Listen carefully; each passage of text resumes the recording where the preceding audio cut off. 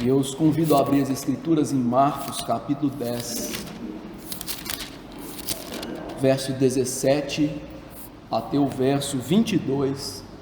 Eu farei a leitura e peço aos irmãos que acompanhem com muita atenção. Marcos 10, 17 a 22.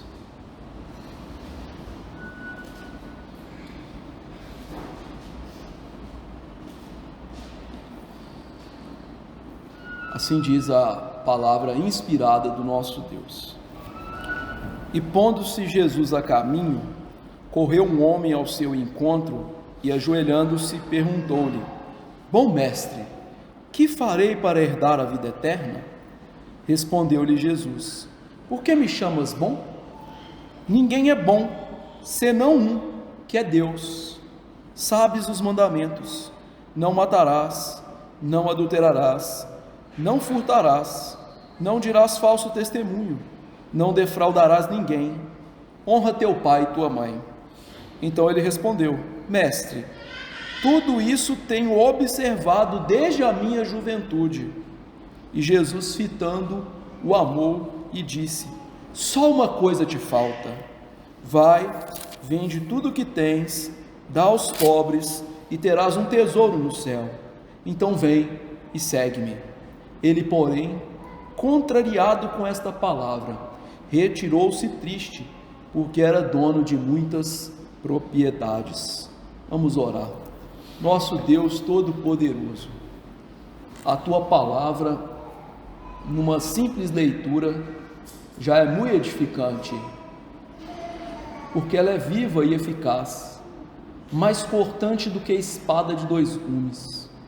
Ah, que palavra maravilhosa, que pode discernir, ó Deus, os mais profundos desejos dos nossos corações e sondar-nos de maneira perfeita.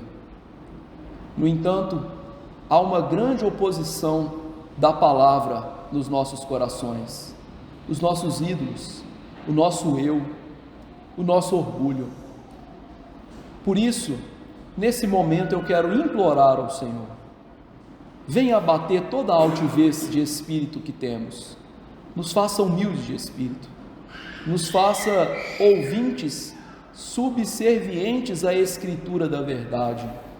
Ó Deus, que Teu Espírito Santo seja derramado nos nossos corações, para que, iluminados os olhos espirituais, vejamos a salvação em Cristo, e que, como o Senhor nos exortou em Isaías: se não disserem à lei e ao testemunho, jamais verão a alva. Nos dê essa graça. E, ó Deus, que este sermão seja para glorificar o Teu nome, seja para que toda jactância seja tirada, para que toda justiça própria seja lançada no mar do esquecimento, para que nós nos gloriemos em Cristo Jesus. Como a Tua palavra diz: aquele que gloriar, glorie-se no Senhor. Ó Deus, faça isso para o bem da nossa própria alma, para a nossa salvação e para a propagação do Evangelho da paz e a glorificação do Teu nome. E que naquele bendito dia, nós, ao sermos escrutinados pelo Senhor, encontre-se em nós a justiça de Cristo, recebida unicamente pela fé, para que ouçamos de Cristo: vinde benditos de meu Pai, preparados para esse redil maravilhoso que o Senhor nos deu. Ó Senhor, nos ajude, eu te imploro em nome de Jesus, amém. Queridos irmãos,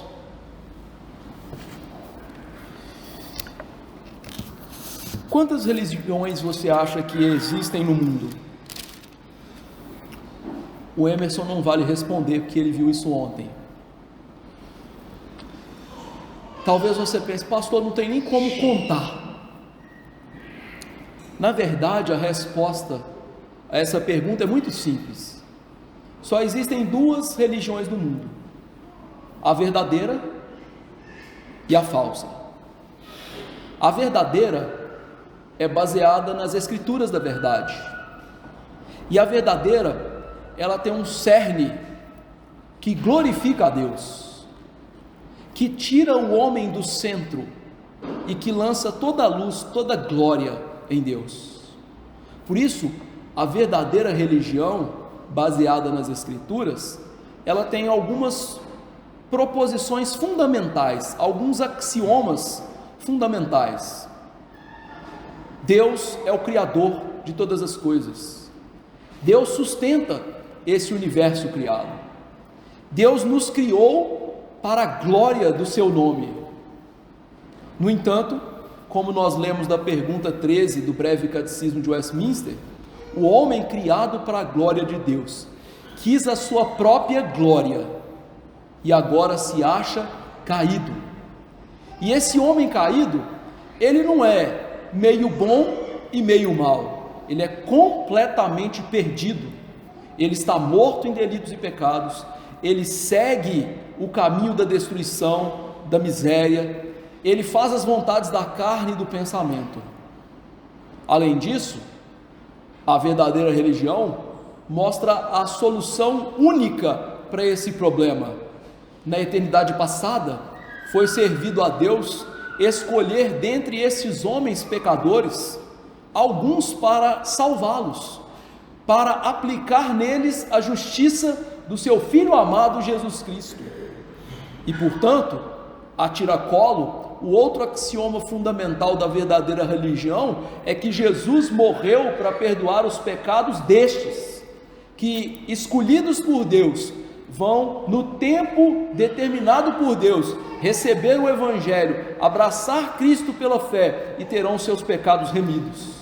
E por fim, a verdadeira religião nos ensina que o Senhor vai nos preservar, jamais perderemos a nossa salvação. E essa preservação pelo poder do Espírito envolve a nossa fé, e estes que têm verdadeira fé obedecem a Deus. E a falsa religião? É tudo o contrário disso. Resumindo, a falsa religião diz que o ser humano é bom, que o ser humano pode alcançar a Deus por aquilo que faz. Como diz o livro de Heresias, capítulo 3, verso 2, faça a tua parte que eu te ajudarei. Essa é a religião humana, que não está na Bíblia, que não faz parte da verdade, mas que infelizmente é a religião da maioria dos evangélicos e de todas as outras religiões que não professam aqueles axiomas que eu acabei de citar. O que isso tem a ver com o nosso texto?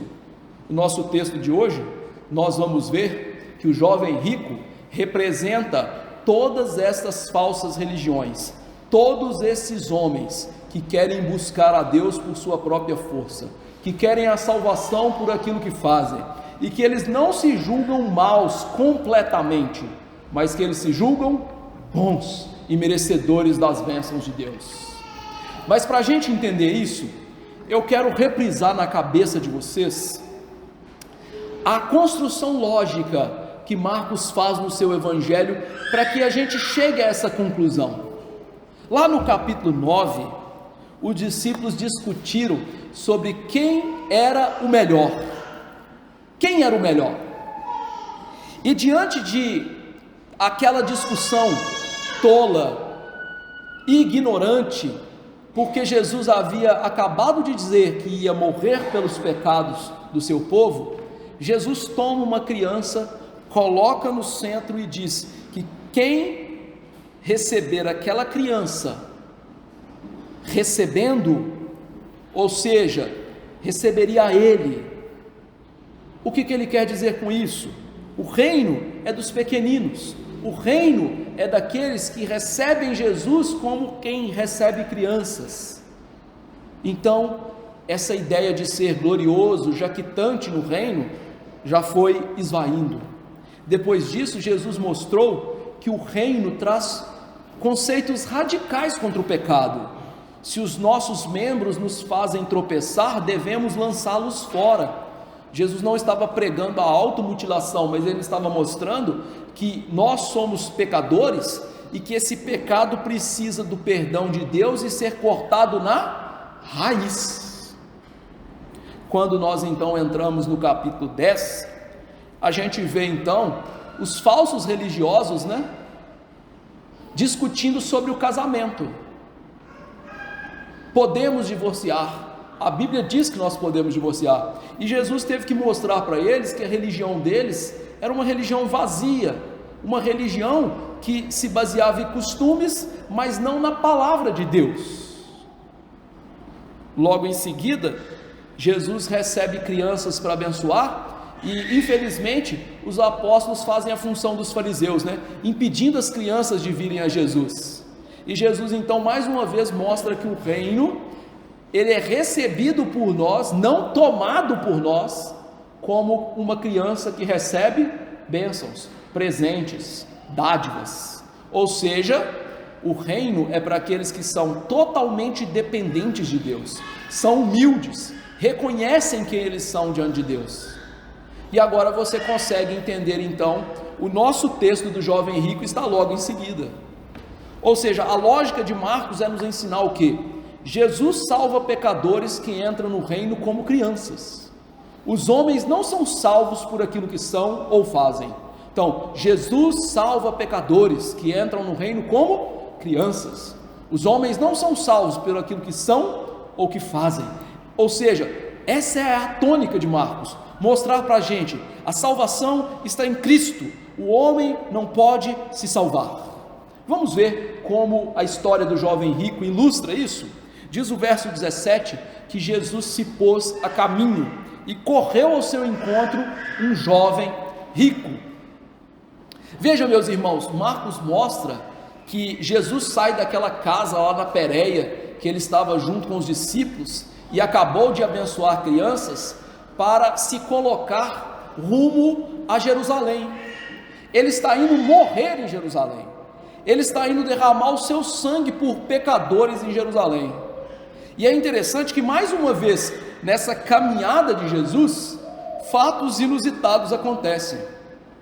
Agora, ao invés de serem pessoas que interrompem Jesus com discussões acerca de casamento, de família, é um jovem rico que interrompe a caminhada de Jesus acerca de uma questão sobre a vida eterna. Mas a questão é, quem é essa pessoa? Em primeiro lugar, quando nós lemos lá Mateus 19, 20, nós vemos que esse homem era um jovem. Marcos registra só homem, mas Mateus diz que ele era jovem. Então ele tem toda a vida pela frente, todas as oportunidades pela frente. Ele tem um futuro, ele tem saúde, ele tem vigor, tem força, tem sonhos, tudo aquilo que os jovens têm. Então ele está no vigor da idade, está ali na ponta dos cascos. Eu que já estou beirando os 40, quando eu olho para trás os meus 20, eu vejo quão grande diferença existe entre a minha saúde, o meu vigor de 20 anos atrás. Nós sabemos disso. Jovens estão ali na ponta dos cascos, tanto que o nosso mundo quer que a gente continue jovens, tem até a música, que a gente deve ser eternamente jovens. Então esse homem, ele tem uma grande vantagem, ele é jovem. Mas em segundo lugar, em Lucas 18, 23, Lucas registra que ele era riquíssimo. Então ele é jovem e ele é rico, ele possui muitas propriedades, muito dinheiro, então ele tem tudo que o mundo tem para oferecer: casa, bens, conforto, luxo, banquete, festas, joias, propriedades, dinheiros. Diz Marcos aqui que ele era dono de muitas propriedades. Então, embora jovem, esse homem já era muito rico. E em terceiro lugar, para fechar a tríade, em Lucas 18, 18, diz que ele era um homem de posição. Então ele tinha status, ele tinha fama, tinha glória. Então ele era jovem, rico e tinha glória. Só faltou para fechar com a chave de ouro falar que ele era bonito. Mas todo o resto, ele tinha tudo que a gente sonha, não é? Ser jovem, ricão e ter fama. Agora, observe as atitudes dele, porque aparentemente vai melhorar o status dele, Diz que ele correu até Jesus. Isso é inusitado, porque pessoas de posse naquela época, elas não corriam em público, era vergonhoso para elas. E geralmente é assim, né? A gente que é pobre que está sempre correndo, né? O rico entra na Mercedes dele aqui de R$1 milhão, ali com a roupa alinhadinha, Hugo Boss, cheirosão, desce ali e ele vai andando calmamente, não é assim? Quem corre é pobre, somos nós. Então esse cara se coloca diante de uma situação que é constrangedora. Ele correu. Ele não importou o que as pessoas pensavam com ele. Ele achava que era urgente ver Jesus. Além disso, ele foi reverente. Diz que ele ajoelhou-se diante de Jesus e falou: bom mestre. Ele teve a mesma atitude daquele leproso lá do começo do Evangelho de Marcos, que ajoelhou-se diante de Jesus e adorou Jesus. Então ele tem uma atitude que aparentemente é piedosa e humilde. E aí veja, ele pergunta sobre a vida eterna. Então ele está preocupado com a vida do porvir. Ele tem dinheiro, ele tem tudo, mas ele está preocupado com a vida do porvir. Só que esse homem é um retrato perfeito daquele ditado que nós conhecemos bem: as aparências enganam. Já ouviu esse ditado? As aparências enganam. Esse homem é exatamente isso. Porque, como nós vamos ver ao longo do texto, as suas virtudes, elas são aparentes. Esse homem, ele superestimava as suas qualidades, quem ele era. Para parafrasear aqui, ele dava nota máxima para ele, enquanto Jesus vai reprovar ele com nota 0. E quem que esse homem representa? O típico religioso de todas as épocas, que cumpre os deveres externos da religião, mas que está muito longe da religião do coração que a Bíblia ordena. Veja, esse homem parece ser salvo e piedoso, ele parece preocupar-se com as coisas espirituais, mas a verdade é que ele está muito distante do reino. Por isso, nós poderíamos apelidar ele de Senhor todo mundo, ou Senhor falso crente. E veja que nós já começamos a perceber isso através da atitude dele para com Jesus. Ele chama Jesus de bom mestre, mas quando nós vemos que Jesus coloca para ele uma aplicação moral do ensino que ele deveria obedecer, ele não está disposto a obedecer. Ele é esse religioso que, como os evangélicos dos nossos dias, chamam Jesus de mestre, dizem que amam a Jesus, mas quando se deparam com a lei de Deus, ordenando que eles deixem seus ídolos, seus prazeres, que eles emendem seus caminhos de acordo com os ditames da palavra, eles dizem: isso é demais para mim, eu não quero isso. E quando nós vemos ele chamando Jesus de bom mestre, meus irmãos, vai ficar claro para nós que esse bom mestre, essa maneira polida de tratar Jesus, ele não conhecia de fato quem era Jesus.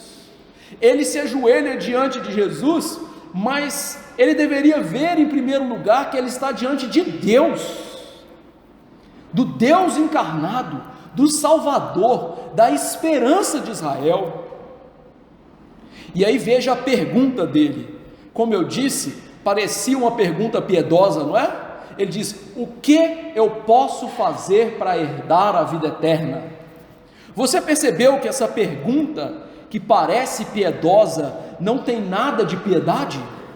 Nós acabamos de ver em Marcos que o Senhor Jesus Cristo disse que aqueles que entram no reino recebem o reino como criança. E aí percebeu o contraste? Um jovem rico com fama que parece piedoso não se parece nada com uma criança totalmente dependente que recebe o reino. O que eu posso fazer para entrar nesse reino? Ou seja, a pergunta que parecia sincera se mostra na verdade uma pergunta hipócrita, uma pergunta cheia de justiça própria. O que esse homem crê é na salvação, não pela graça de Deus, pelo favor imerecido de Deus, mas como todo mundo, toda falsa religião, ele crê: eu posso me salvar. O que eu faço para chegar lá? Jesus acabou de dizer: verdadeiros crentes não podem fazer nada para chegar lá. Verdadeiros crentes entendem que não merecem chegar lá. Verdadeiros crentes entendem: somos como crianças. Mas o jovem, o que eu tenho que fazer? A verdadeira religião então passa longe dele. Mas veja, esse jovem, ele vai aprender uma grande lição. Olha o que Jesus disse no verso 18: por que me chamas bom? Ninguém é bom senão um, que é Deus. Meus irmãos, em primeiro lugar eu quero dizer o que Jesus aqui não está falando com esta passagem. Por quê? Nós sabemos que os nossos dias, a teologia liberal, que não consegue entender que Jesus é Deus, olha para essa passagem e diz: está vendo? Jesus, ele não é Deus, Jesus não é bom, porque ele mesmo disse: não há senão um que é bom, somente Deus. Então ele não se coloca no patamar de Deus, e ele não se coloca no patamar de bondade.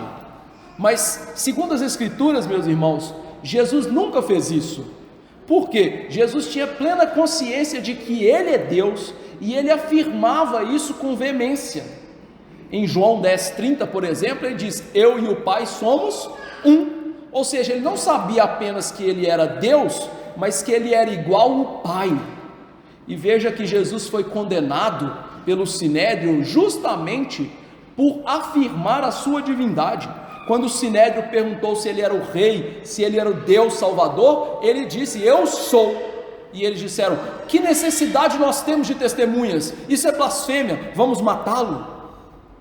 Outra questão é que Jesus jamais poderia negar sua bondade, e pelo contrário, ele reafirmou diversas vezes.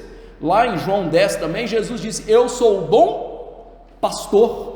Porque a nossa salvação depende da bondade inerente de Jesus, da bondade que é típica do seu ser santo, glorioso, dele ser o bom Deus. Então, o que Jesus quis dizer com isso?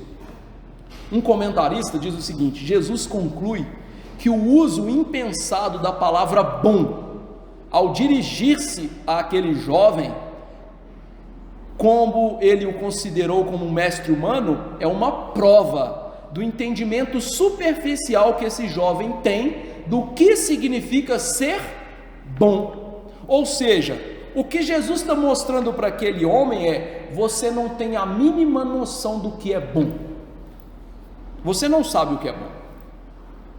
Deixa eu fazer uma ilustração para vocês, mas em tom de brincadeira, viu? Vocês aqui gostam geralmente de piqui, né? O trem fede, tem que roer, e se roer demais quebra o dente. Eu gosto de picanha, então eu acho que eu sei o que é bom e você não. Deu para entender através dessa ilustração? Ou seja, aquele jovem, ele não tinha a mínima noção do que é bom de verdade. Se ele realmente cresce que Jesus era bom de verdade, ele jamais se veria como bom, e ele jamais olharia para Jesus como apenas um mestre. Mais ainda, quando Jesus adiante ordenasse para ele segui-lo, ele teria feito o quê? Seguido Jesus como bom Deus que ele é. Além disso, nós vemos aqui a superficialidade dele, porque ele dá louvor a si mesmo. Tudo isso eu tenho feito desde pequenininho. Ou seja, o mestre está mostrando para ele que ele, querido irmão, não sabia o que era ser bom, e ele precisava ser confrontado com o padrão absoluto de bondade. E qual é o padrão absoluto de bondade?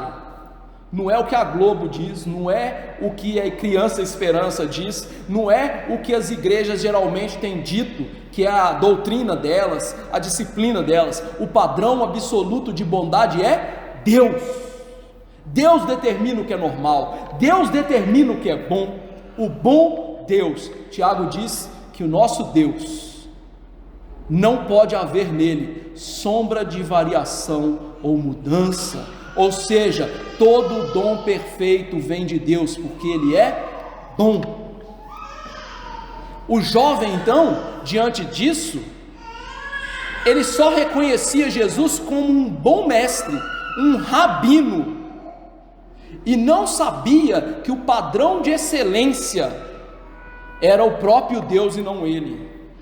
Então, de acordo com a Bíblia, o padrão de bondade e de excelência é o Senhor, e diante do Senhor, o que Paulo diz para nós? Todos pecaram e estão aquém ou carecem da glória de Deus, Romanos 3:23. Nenhum de nós se iguala à gloriosa justiça de Deus. O apóstolo Paulo, mais adiante, citando o Antigo Testamento, diz: não há justo nenhum sequer. É uma negação universal, não existe nenhum justo, não há quem faça o bem, não há nenhum sequer. Eu vou dizer uma coisa, às vezes eu tenho muita raiva de ouvir alguns crentes dizendo: fulano é tão bom. Meu amigo, eu nunca teria coragem de dizer que uma pessoa é boa, porque eu sei que todos nós somos maus. E ainda complementa: só faltou ser crente. Aí que o negócio desanda mesmo. Naturalmente nós nos achamos bons, naturalmente a gente não se acha tão mal. Afinal, quando a gente vê um drogado, uma prostituta, um estuprador, um traficante, você se acha melhor do que ele, não é? Só que você não é. Pela Bíblia você é tão mal quanto ele. E ainda nós nos achamos no direito de arrogar para nós que nós fazemos boas obras e que outras pessoas também fazem boas obras. Sabe qual é o nosso problema? O problema, como disse Paulo em Romanos 2:1, é que nós nos julgamos por um padrão que fica muito aquém do padrão de Deus. Ou seja, nós nos julgamos pela curva do padrão do ser humano, como se o ser humano fosse a medida de todas as coisas. Filósofo Spinoza, né? Não, a medida de todas as coisas é Deus. Deus não nos julga numa curva do ser humano. Ele sabe o que é bom, ele sabe que nós não somos bons, e ele sabe que o padrão do caráter dele não está estampado no ser humano sem Jesus. Então, evidentemente, ninguém no mundo pode ser considerado bom em comparação ao padrão de justiça de Deus. Portanto, é inútil para nós tentar determinar a nossa excelência, ou a excelência de qualquer coisa que façamos, pelo nosso padrão. E é isso que Jesus está estampando na cara desse homem. Ele está começando a confrontar a religiosidade falsa dele, indo no âmago da questão, mostrando para ele a real identidade dele. Somos maus. E veja, eu e você que somos crentes e sabemos que somos maus, e sabemos que nós nascemos no pecado, e sabemos que o pecado irrita a Deus, ira a Deus e dá nojo em Deus, nós nem ainda tateamos na completa maldade que nós temos. Só quando nós estivermos diante do Deus Santo e sabermos o que é realmente santidade, nós vamos ver quão pecadores e maus nós somos. Interessante, o céu não é um lugar que não vai ter dor, não vai ter sofrimento, mas a Bíblia diz que no céu nós vamos chorar, e Jesus vai enxugar da nossa cara todas as nossas lágrimas. E eu lhe pergunto, sabe por que você vai chorar no céu? Quando você ver Deus e a sua santidade, você vai saber o quão odioso foi o seu pecado. E aí talvez você pense assim: pastor, o que Jesus está fazendo é rude. Meus irmãos, isso não é rude, isso é o Evangelho. O Evangelho não começa 3 beijinhos, Jesus te ama. O Evangelho começa com a má notícia: nós somos pecadores. É assim que começa o Evangelho. Jesus então vira para ele e diz: você conhece os mandamentos: não matarás, não adulterarás, não furtarás, não defraudarás a ninguém, honra teu pai e tua mãe. Jesus continua mostrando para ele a falsa realidade, agora através dos mandamentos, e ele cita a segunda tábua da lei, ou seja, aqueles mandamentos que referem ao nosso relacionamento com Deus por meio do próximo, relativos ao nosso próximo. E aí nós temos que fazer duas perguntas: por que Jesus cita a lei e por que ele usa a segunda tábua? A primeira pergunta é muito fácil de responder: por que Jesus usa a lei? Em primeiro lugar, porque a lei é o caminho para a eternidade de todos aqueles que desejam autossalvação. Não é isso que o jovem quer? Autossalvação? O que eu posso fazer para me salvar? Então Jesus apresentou o caminho para ele. O caminho é a lei. Lá no Éden, Deus fez um pacto, como nós lemos na semana passada, né? Com os nossos primeiros pais, especificamente Adão. O pacto de vida pelas obras, em que Adão, se obedecesse a Deus, ele poderia alcançar a vida eterna pela sua obediência. Adão caiu e nos tornou pecadores, como nós lemos aqui hoje. No entanto, o pacto ainda é válido. Por isso Paulo, citando o Antigo Testamento, diz: ora, a lei não procede de fé, aquele que observar os seus preceitos, por eles viverá. Ou seja, se um ser humano conseguisse cumprir todos os mandamentos de Deus à risca, ele receberia um prêmio de Deus, o céu, a vida eterna. É isso que ele mereceria. E esse era o pensamento judaico, e esse era o pensamento por trás do jovem rico. Só que ele não contava com a realidade, que nós não podemos observar a lei, e por isso nós estamos debaixo da maldição da lei. Gálatas 3,13, que continua o texto que eu acabei de ler, diz: Cristo nos resgatou da maldição da lei, fazendo Ele próprio maldição em nosso lugar, porque está escrito: maldito todo aquele que for pendurado no madeiro. Ou seja, você quer se salvar? Você é um maldito, porque você não consegue se salvar, você não consegue cumprir a lei corretamente. Em segundo lugar, Jesus cita a lei para mostrar para ele o que a lei faz por nós de verdade. A lei, ela mostra que nós somos pecadores. Em Romanos 3:20, Paulo diz: visto que ninguém será justificado diante dele por obras da lei, em razão que pela lei vem o pleno conhecimento do pecado. Em Romanos 7:7, que diremos, pois? É a lei pecado? De modo nenhum, mas eu não teria conhecido o pecado se por intermédio da lei, pois eu não teria conhecido a cobiça se a lei não dissera: não cobiçarás. Então Jesus está usando a lei para esse jovem, para mostrar para ele o seguinte: veja a lei é o padrão, só que você não dá conta desse padrão, mostrando que tudo aquilo que ele pensava de si mesmo era falso. Ele era um pecador que precisava de ajuda, não um homem bom que podia ganhar o céu. Jesus estava quebrando a religião de autossalvação daquele jovem. Além disso, o que mais a lei faz? Paulo diz em Gálatas 3:24, de maneira que a lei nos serviu de aio para nos conduzir a Cristo, a fim de que fôssemos justificados por fé. A lei, diz Paulo, é um aio. A palavra aio no grego é paidagogos, de onde vem a nossa palavra pedagogo. Ele era o escravo do lar, que conduzia os filhos do patrão. E aí Paulo diz: então a lei é o escravo de Deus, que pega a nossa mãozinha e nos leva a Jesus e fala assim: está vendo? A justiça verdadeira está em Jesus e não em você. Por isso que Jesus está mostrando a lei para esse homem, que como um tutor, em vez de levá-lo a acreditar que ele era bom, que ele podia, que ele dava conta das coisas, a lei tinha que apontar para ele: olha, você é um tremendo pecador. A segunda resposta é: por que Jesus usou os mandamentos que tratam do nosso relacionamento com o próximo e não com Deus? Interessante isso, né? Jesus usou os nossos mandamentos em relação ao próximo porque eles são mais identificáveis das nossas falhas.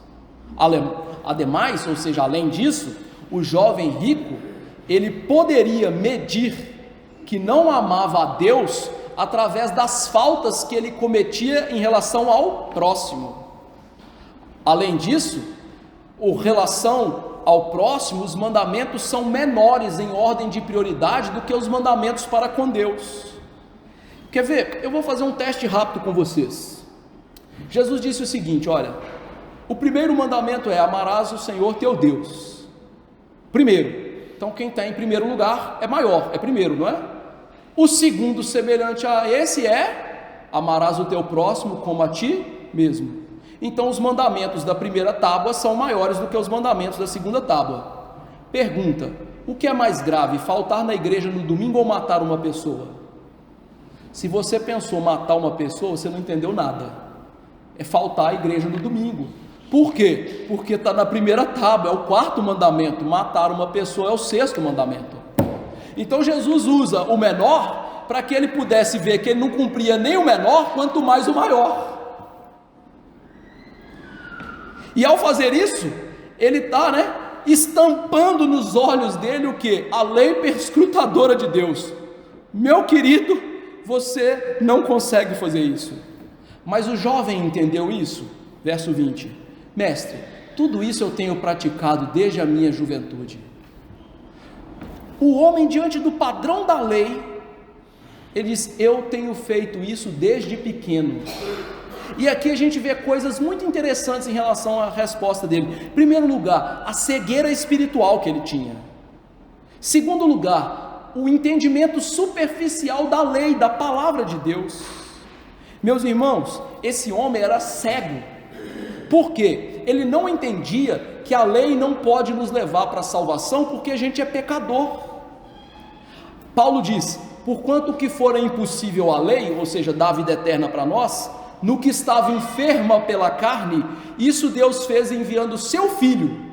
Romanos 8,3. Ou seja, a lei era para nos dar vida eterna, mas a nossa carne tem pecado, a nossa carne está enferma, a nossa carne impossibilita a lei de nos dar vida eterna. Mas ele não entendeu isso. O homem entende o que? Eu consigo cumprir isso, eu tenho pureza suficiente para fazer isso, só que ele não consegue fazer isso. Então aqui você vê o quão cego ele é, que está diante dele a lei de Deus, que deveria mostrar o pecado, a sua maldade, e ele olha para a lei e fala: eu cumpro isso. Em segundo lugar, a gente vê a superficialidade dele. Ele acha que a lei de Deus tem a ver com as coisas externas que fazemos, ou seja, a sua ideia é: eu nunca matei, eu nunca roubei, eu nunca deitei com a mulher do outro, então está tudo certo comigo, eu obedeço. Mas não é isso que os evangélicos pensam hoje? Exatamente. Ele mediu a sua vida exterior. Só que a lei, como a gente viu lá em Romanos 7, ela é espiritual, ela mede de dentro para fora. Jesus mostra a lei espiritual lá em Mateus 5, 22 e 28, e aí você vai entender o que eu estou dizendo. Eu, porém, vos digo que todo aquele que sem motivo se irá contra o seu irmão estará sujeito a julgamento. Quem proferir um insulto a seu irmão estará sujeito ao julgamento do tribunal. E quem lhe chamar de tolo, idiota, cabeça vazia, raca, estará sujeito ao inferno de fogo. E aí ele aprofunda, Eu, porém, vos digo: qualquer um que olhar para uma mulher com desejo impuro no coração, já adulterou com ela. O que Jesus mostrou para a gente? Que a lei, ela julga os nossos interesses, os nossos desejos, os nossos pensamentos, as nossas maquinações. Lá em Marcos 7, 22, Jesus disse: o problema do homem é o coração, porque do coração procedem os maus desígnios. A lei mostra o coração. E quando a lei mostra o coração, nós entendemos como Isaías. O que nós entendemos? As nossas obras de justiça são como trapos de imundícia, porque tudo aquilo que a gente faz está manchado com pecado e é nojento diante de Deus. Sabe o que é trapo de imundícia? As mulheres da nossa igreja entendem bem isso. A cada 28 dias, mais ou menos, variando aí, elas têm que usar o absorvente, Elas sangram, e não é nojento? Trapo de imundícia é isso. Então Isaías está dizendo assim: sabe o que é a sua obra diante de Deus? Algo nojento, fedorento, e que você tem que jogar fora. É isso que ele está dizendo. Viu então que o jovem rico não entende nada? Ele é como muitas pessoas na igreja que não tem a mínima noção de que o coração delas, por ter pecado, macula tudo que elas fazem, e não tem a mínima noção de que elas não podem cumprir nem um mandamento sequer da lei de Deus. O comentarista presbiteriano já falecido R.C. Sproul, ao comentar esse texto, ele disse: se eu tivesse ali, eu diria: jovem, você não consegue cumprir nenhum mandamento de Deus desde que você saiu da sua cama nessa manhã. E a verdade é essa: você e eu nunca vamos conseguir cumprir nem um mandamento em perfeição no corpo dessa morte. Por isso Paulo gritou lá em Romanos: desventurado homem que sou, quem me livrará do corpo dessa morte? E isso é a mais pura verdade. Só que tem solução, né? Verso 21, e Jesus fitando o amor e disse: só uma coisa te falta, vende tudo que tem e dá aos pobres, terás um tesouro no céu, vem e me segue. Marcos mostra que diante daquela realidade tão tristonha, de um homem cego, de um homem superficial, de um homem que não entendeu a religião da Bíblia, Jesus o amou. Jesus olha para ele com compaixão, com amor. E meus irmãos, a Bíblia mostra que Deus é bom para com todos os seres humanos, isso é chamado de amor, de bondade, mas Deus é misericordioso, compassivo, assaz benigno, longânimo e salvador dos eleitos. Deus ama os eleitos, tanto que Jeremias 31:3 diz: com amor eterno vos amei, com benignidade vos atraí. Malaquias 1, né? A partir do verso 3, eu amei a Jacó, porém aborreci de Esaú. Jesus amou esse homem, ele teve compaixão dele, porque Jesus não quer ver seus eleitos errando o caminho. Deus não tem gosto disso, Deus não tem prazer na morte do pecador, Deus não é um sádico, sabe daquelas pessoas que está vendo um cego andar, torcendo para ele cair, sádicas. Deus não é assim. Jesus chorou diante de uma Jerusalém que não se arrependeria e que seria destruída pelo general Tito no ano 70, que as mulheres seriam rasgadas pelo ventre, seus filhos seriam tirados à força, que os velhos seriam espancados. Jesus é cheio de compaixão, e é sua compaixão que leva Jesus a mostrar o caminho de maneira tão incisiva para ele, e colocar diante dele uma demanda: vende tudo o que tens. O que Jesus quis dizer com isso? Quando a gente olha falando assim, só uma coisa te falta, parece aquelas coisas assim, né? É a última fase do videogame, se ele conseguir vencer esse chefão, ele vai entrar no céu, né? Não, Jesus não está dizendo isso. Jesus também não está dizendo o seguinte: se você der esmolas para os pobres, você vai entrar no céu. São falsas religiões que pensam assim, né? Dê esmolas, faça caridade e você tem um lugar no céu. Não é mesmo? Jesus também não está dizendo isso. E Jesus também não está dizendo para ele ser pobre, que se ele for pobre, o pobre tem um lugar no céu. Não, meus irmãos. O que Jesus está fazendo é, aplicar a palavra ao problema, ao coração desse jovem, mostrando para ele: olha, você não tem justiça própria, você precisa da justiça que não vem de você, você carece de justiça que não vem de você. O caminho de salvação é outro, não é o caminho que você está pensando. Então qual é o caminho de salvação? Qual é o problema desse homem, que agora fica evidente? Jesus está apontando para o Deus verdadeiro que existe no coração daquele jovem, que não é Yahvé, não é o Deus de Abraão, Isaque e Jacó. Qual é o Deus que existe no coração daquele jovem? Dinheiro. O ídolo que precisava ser desmascarado e que impedia o reinado de Deus naquele coração era dinheiro. Por isso que Jesus pergunta: você ama o próximo? Ou seja, está aqui os mandamentos em relação ao próximo. E aí, ao juntar estas duas realidades, você vê o que? Ele não amava nem a Deus, e muito menos o seu próximo. Aquela demanda era um teste para o coração. É como se Jesus estivesse perguntando: quem você ama? E ele dissesse: Deus. Ele falou: então vem e segue a Deus. Ele falou: não, mostrando para ele: você não ama a Deus, você ama a riqueza. E aí veja que Jesus mostra um problema do ser humano que nós temos dificuldade de identificar. Nós vemos essas paredes limpas, sem santos, sem imagens, e a gente fala: nós não somos idólatras.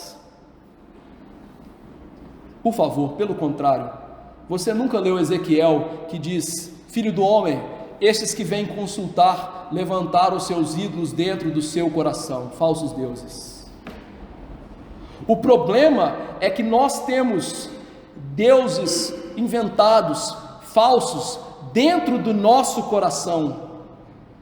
E Jesus disse em certo lugar: ninguém pode servir a dois senhores, porque ou há de aborrecer-se de um e amar o outro, ou se devotará a um e desprezará o outro. Ninguém pode servir a Deus e às riquezas. O jovem era um idólatra, ele quebrava o primeiro mandamento, ele tinha um Deus que era maior do que o próprio Deus no coração dele, ele amava o seu ídolo, e quando nós amamos os nossos ídolos, nós nos tornamos como os nossos ídolos. Querido irmão, abra aí urgentemente Salmo 115, Salmo 115,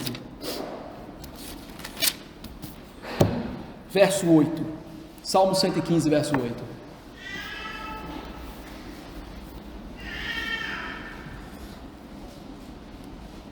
Diz assim: tornem-se semelhantes a eles os que o fazem e quantos neles confiam. O salmista está mostrando o quê? O nosso Deus verdadeiro, ele não deve ser representado por imagens, porque ele está no céu. Enquanto isso, os ímpios fabricam falsos deuses, deuses que não ouvem, deuses que não falam, deuses que não veem, deuses que não têm valor nenhum. Só que ele mostra uma coisa terrível: nós nos tornamos aquilo que adoramos. Se você adora o dinheiro, você vai se tornar alguém cobiçoso, egoísta, dinheirista, e a sua vida vai girar em torno de dinheiro. Já viu aquelas pessoas que chegam perto da gente e só falam de dinheiro? Exatamente isso.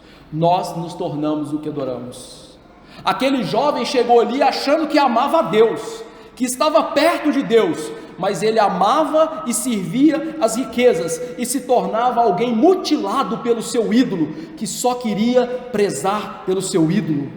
E o que Jesus está dizendo para ele é: você não pode continuar assim, você tem que largar o seu ídolo.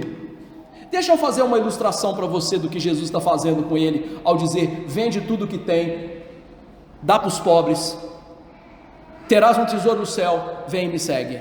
Imagine você, tem algo que você queira muito, só que você tem que subir uma escada muito íngreme, e você está ali no finalzinho daquela escada, falta 1 ou 2 degraus para você chegar lá no topo, e pegar aquilo que você tanto quer, e aí eu grito para você, e falo assim: para você chegar no topo, você tem que descer até o fundo. Você acreditaria em mim? Jamais. O homem é assim, ele pensa que ele está quase no topo, e Jesus disse: você quer chegar ao céu? Você tem que ir para o fundo, você tem que vender tudo. O que você tem não vai te levar para cima, não vai te levar para o topo, mas para você ir para o topo da escada, você tem que descer a escada. Você vai ser como uma criança, ninguém vai ver você como importante, ninguém vai ver você como um rico, mas os homens não fazem isso. E aqui você vê a lógica.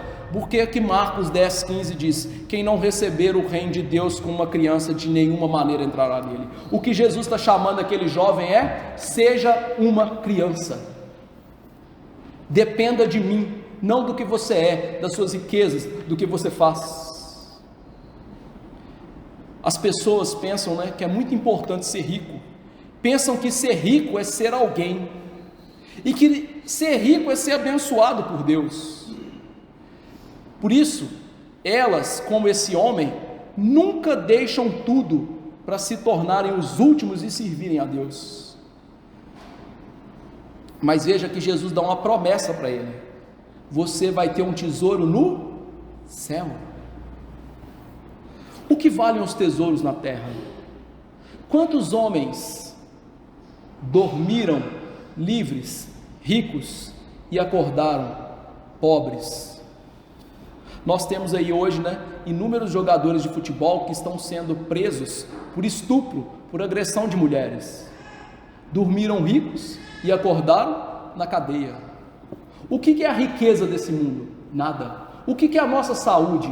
Nada. O que é a nossa juventude? Nada. O que é o que você pode fazer? Nada. Então Jesus disse: onde então você tem que acumular tesouro? No céu, onde a ferrugem não corrói, a traça não come, tesouros no céu.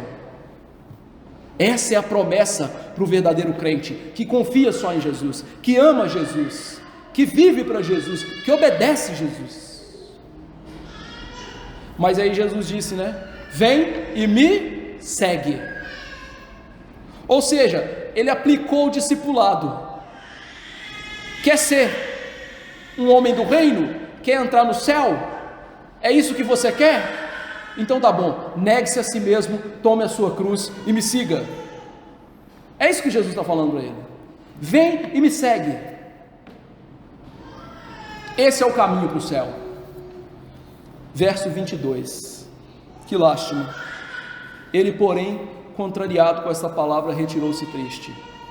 Devido à ordem de Jesus e ao materialismo que está dentro do coração dele, o semblante dele se abateu. Ele se assemelhou às nuvens sombrias lá de Mateus 16:3. No início da conversa ele chegou correndo, serelepe, entusiasmado, achando que eu estou no céu, eu sou muito bom. E agora ele sai calado, triste, abatido, angustiado. E esse é um dos comentários mais tristes das Escrituras, que aquele homem se afastou de Jesus, porque até aquele momento ele não estava disposto a trocar as suas riquezas, que perecem, que se esvaem, pela pérola de grande valor que é Jesus e o seu reino.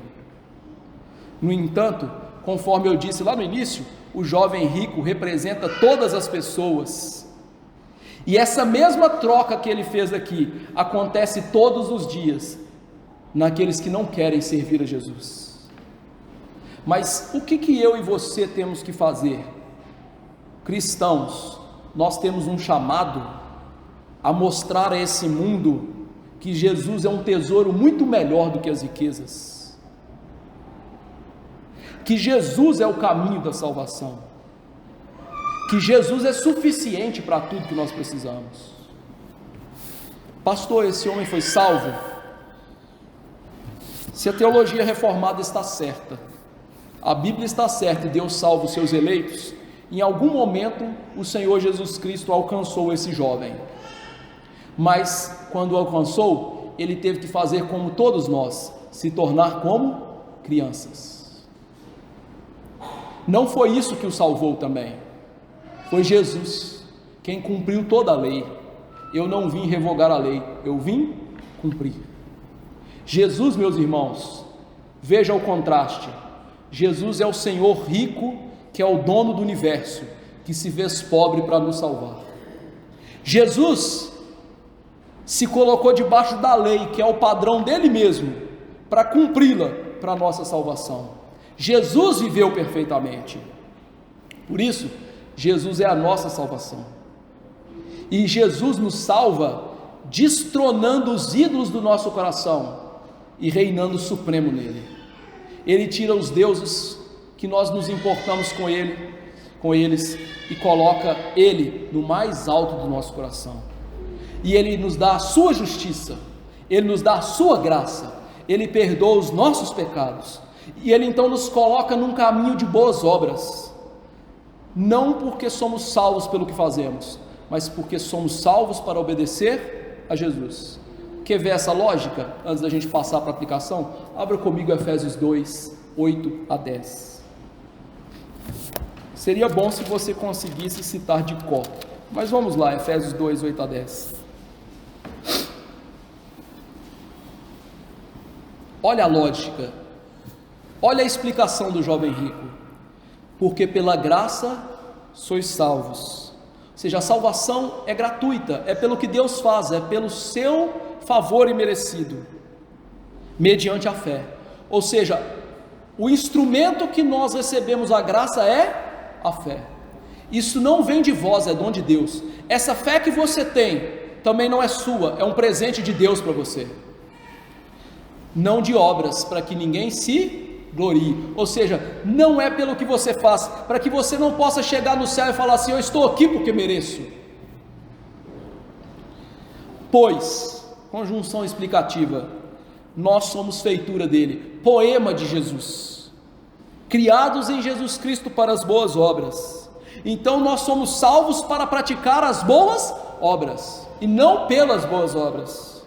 E essas obras, as quais Deus de antemão preparou para que andássemos nelas. Ou seja, não é o jovem rico, é a criança do reino. É salvo pela graça, recebe a graça pela fé, e agora vai obedecer a Jesus. Para ser salvo? Não, porque é salvo. Entendeu o evangelho agora? Espero que não haja mais falsos crentes e jovens ricos aqui hoje. Como viver esse texto? Em primeiro lugar, eu quero fazer uma aplicação que é justa no texto. Todo homem, de acordo com a sua capacidade, deve ajudar os pobres. Eu sei que esse não é o cerne do texto, mas nós devemos satisfazer os nossos próximos quando houver oportunidade. Por isso a Bíblia, ela é muito interessante, ela nos ensina a ter parte do nosso soldo para a gente ajudar os necessitados da igreja. É muito comum hoje no nosso individualismo e no nosso amor ao dinheiro, a gente empregar todos os nossos recursos para as nossas viagens, para os nossos carros, para as nossas roupas, para os nossos prazeres, não é mesmo? E não deixar nenhuma pontinha ali para ajudar o nosso próximo. Aí quando ele bate na porta, você fala: não posso ajudar. Isso é pecado. Isso é pecado. Eu e você, a gente deveria viver uma vida frugal de tal maneira que a gente tenha como socorrer o necessitado. Foi isso que o Senhor Jesus Cristo ordenou: os pobres sempre tendes convosco. Então ajude os pobres e necessitados da igreja, ajude aqueles que precisam. Segundo lugar, um axioma fundamental da fé cristã: ninguém pode servir a dois senhores. Ninguém que é crente pode servir a Deus e as riquezas. Quando eu e você queremos servir as riquezas, nós estamos desprezando Jesus. E veja que esse jovem rico, como a gente percebeu até aqui, ele estava fazendo uma barganha, desprezando Jesus. Querido irmão, meros impulsos não são suficientes para que nós sejamos verdadeiros crentes. A ruína desse homem foi ter muitas propriedades. Então é loucura aqueles que passam os seus dias procurando riqueza.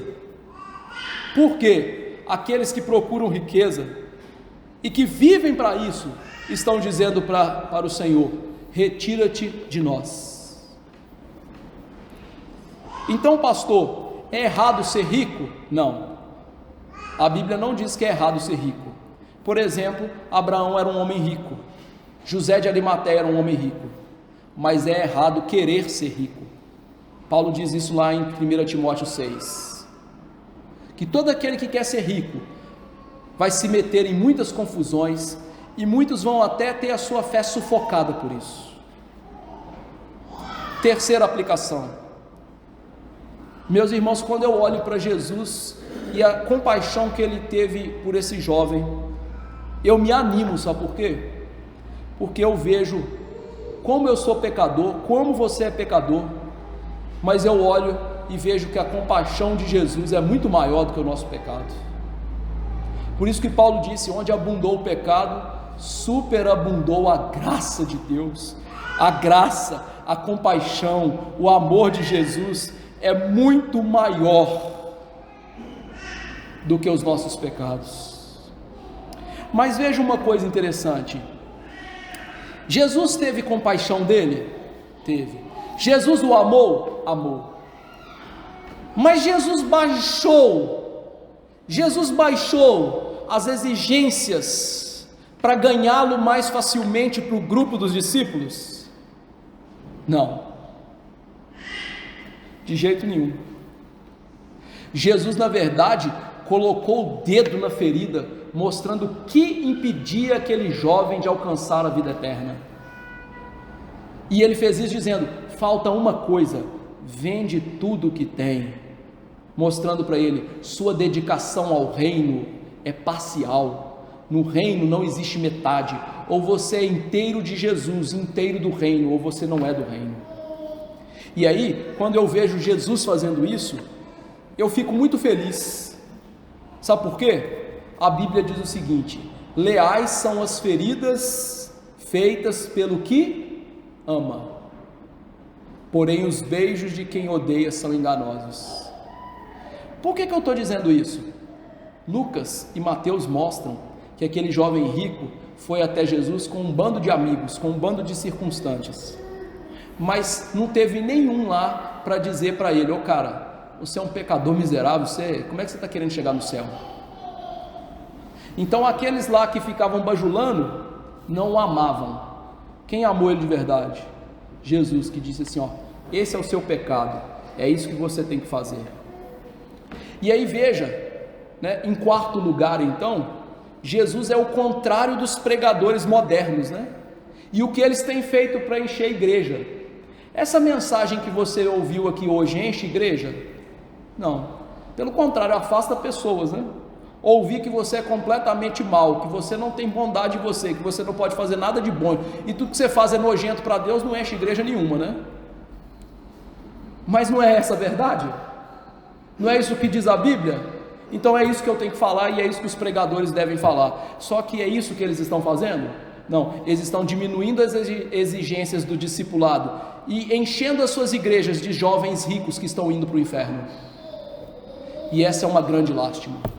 E um dia Deus vai falar com eles: é assim que deveria ter sido feito? Não. E nós já vimos, né, o resultado dos falsos mestres nas escrituras: inferno, juízo. E Deus dê misericórdia para nós. Quinto lugar, infelizmente a ignorância espiritual nesse texto é muito comum na igreja. Inúmeras pessoas que se dizem cristãs em nossos dias não fazem a mínima ideia da sua culpa e pecaminosidade diante de Deus. Elas se elogiam, elas imaginam que nunca praticaram qualquer coisa muito pecaminosa. Elas nunca assassinaram ninguém, nunca furtaram, não cometeram adultério ou deram um falso testemunho. Por certo, o pensamento delas é o seguinte: eu não tenho perigo nenhum de ficar fora do céu. Mas essas pessoas esquecem o seguinte: elas estão diante de um Deus que tem uma natureza santa e que elas frequentemente quebram a lei de Deus nos seus pensamentos, no seu coração e até na sua conduta externa. Olha, se um dia uma pessoa chegar para mim e falar assim: eu nunca menti, eu vou falar assim: você acabou de fazer. Veja que elas nunca examinam as escrituras, aplicando o ensino no coração delas para elas entenderem o quão mal e o quão envoltas em autojustiça, em autoajuda elas estão. Elas são como a igreja de Laodiceia, que disseram: nós estamos ricos e abastados, não precisamos de mais nada, e Jesus está gritando: vocês são pobres, cegos e são nus. Essas pessoas são como Adão e Eva, que cozeram folhas de figueira e cobriram seu pecado, até que eles entenderam que nós precisamos do sangue do Cordeiro e da justiça que vem de Cristo. E essas mesmas pessoas que não entendem essa verdade estão indo para o inferno dessa maneira, cheias de justiça própria, cheias de folhas de figueira. Mas lembre-se, no céu ninguém foi visto com folha de figueira, foi todo mundo visto com roupas brancas da justiça de Cristo. Sexta aplicação: tome cuidado, querido irmão, com o estado mental de pensar que você está incólume diante de Deus. Enquanto você estiver pensando que você pode cumprir cabalmente os mandamentos de Deus, Cristo jamais vai te ajudar. Peçamos então a Deus que que nos dê conhecimento espiritual dele, da sua lei, e que nós nos conheçamos de verdade através do padrão que é Deus. Peçamos a Deus que o Espírito Santo nos convença do nosso pecado e que revele os nossos corações. Também que Deus estampe a santidade dele diante de nós. E assim que nós aprendamos a profundidade da lei e nós aprendamos uma coisa: quando há ignorância da lei de Deus, há ignorância também do Evangelho de Deus, porque o Evangelho começa com a pregação da lei. Você está perdido. O único remédio para a nossa pecaminosidade é a lei nos mostrar o nosso pecado e mostrar a Jesus como solução do nosso pecado. Sétimo lugar, muitas pessoas pensam como esse homem, falam que todas as coisas boas que elas fizeram compensam as coisas. Muitas pessoas pensam que no dia do juízo Deus vai colocar na balança, aquilo que a gente fez de bom e aquilo que a gente fez de mal, e prevalecendo o que a gente fez de bom, nós temos um acesso ao céu. Errado. Sabe por quê? Tudo que você e eu fazemos fora de Cristo é nojento, e tudo aquilo que nós fazemos em Cristo, o mérito é todo de Cristo. Mas apesar disso, as pessoas se apegam à esperança de que suas boas obras compensarão as más. Deste modo nunca entrarão no paraíso. Oitavo lugar, sabe por quê? Deixa eu falar para você então o que é boa obra. Eu vou ler aqui o que um teólogo disse que é boa obra. No entanto, a verdadeira boa obra é aquela que está de conformidade com a lei de Deus e é executada com o coração completamente tomado por amor a Deus. Além disso, todas as obras que realizamos devem ser desse tipo, caso quiséssemos entrar no céu por nossas próprias obras, pois a conformidade com o caráter de Deus implica perfeita obediência. Logo, deve ser óbvio que é impossível qualquer um alcançar esse padrão. A salvação não consiste no que fazemos para Deus, mas no que Deus fez por nós em Cristo. Se nós pensarmos que somos quase bons o suficientes, estamos muito longe de Deus. Contudo, nós crentes devemos praticar a boa obra, feitas em Cristo, no poder de Cristo, para a glória de Cristo. E saiba, quem efetua em nós o querer e o realizar é Deus. Nono lugar, a atitude do jovem rico em relação à lei se assemelha àqueles que dizem hoje: visto que agora eu sou uma pessoa salva, não tenho mais nada a ver com a lei. É evidente que uma pessoa genuinamente regenerada, convertida, está livre da maldição da lei. E nesse sentido ele pode dizer: estou livre da lei, Jesus me redimiu, estou salvo.